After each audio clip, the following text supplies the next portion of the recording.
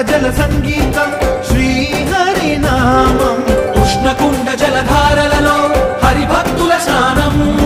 జ్ఞానం మోక్షం మొసగే వైకుంఠ